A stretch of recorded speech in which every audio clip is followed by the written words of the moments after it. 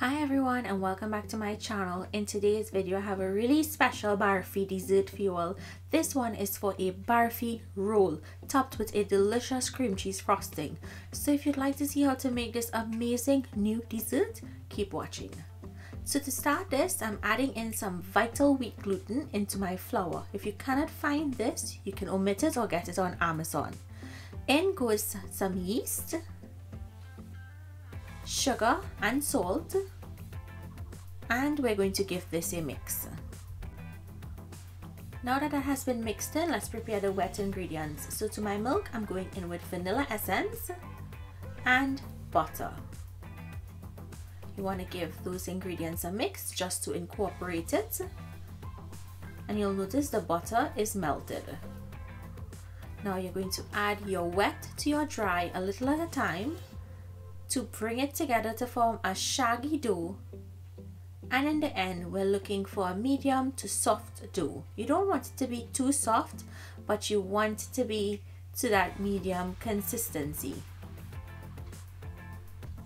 So knead it really well.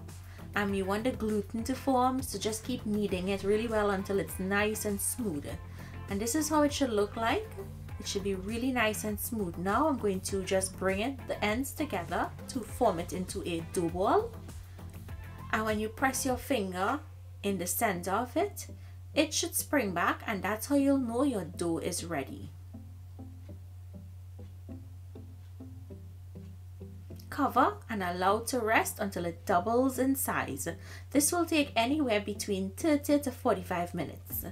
In the meantime, let's create our Barfi sugar. So to my powdered milk, I'm adding in sugar and elaichi. Elaichi is also known as cardamom powder. We're going to give that a good mix, and once mixed in, just set it aside. At this time, your dough should be rested and risen. Remove your plastic and punch down. Transfer it onto your counter and knead it and bring it back into a ball. Let it rest for a little after you bring it into a ball, and then you can go ahead and roll this out to a 1/4 inch thickness.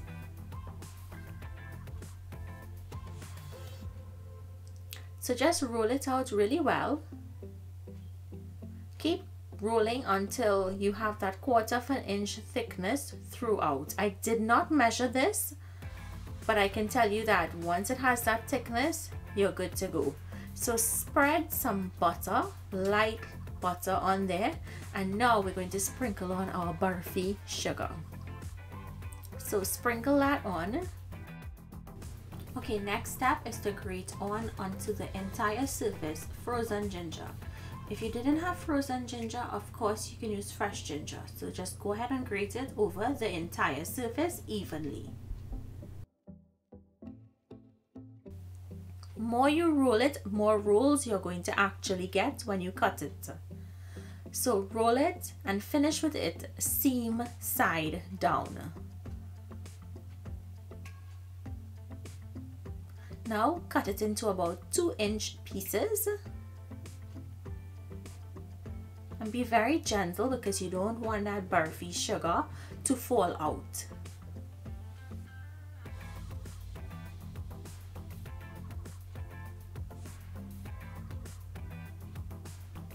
Now you're going to place these into a greased pan.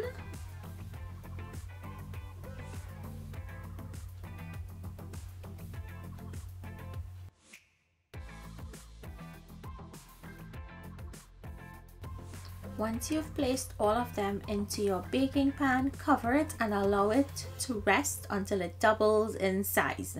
That will take another 30 to 45 minutes, if not sooner. Once it's risen, remove your plastic wrap, and now this goes into your oven to bake at 350 degrees for about 30 to 40 minutes or until it's light golden. If it finishes faster, please don't leave it longer. So now we have to create the frosting. So to my cream cheese, I'm going to go in with icing or powdered sugar and some elaichi. Give that a good mix, and once it has been mixed in properly, go ahead and set it aside. When the buns come out or the rolls come out from the oven, allow them to cool for 10 minutes, after which you can slather on that cream cheese frosting. And once the cream cheese frosting goes on, you can serve this as is, but let's put the iconic Barfi sprinkles. How else are we going to know it's a Barfi dessert? So put on those sprinkles and then it's time to enjoy your Barfi rolls. Guys, when I tasted this, I was like, OMG, you get that Barfi taste. The rolls itself was nice and soft and so delicious. I think it's best served hot in my opinion. A nice warm roll, so amazing. And the cream cheese, of course, you don't have to put the icing sugar if you didn't want to. And if you wanted to keep the sugar level down, you can omit that. I put a very little bit, so it was not very sweet. So I hope you guys enjoyed this new recipe that I came up with.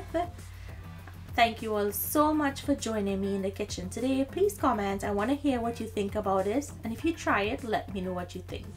Thank you again for joining me. Please continue to stay safe and I'll see you in my next video. Bye bye.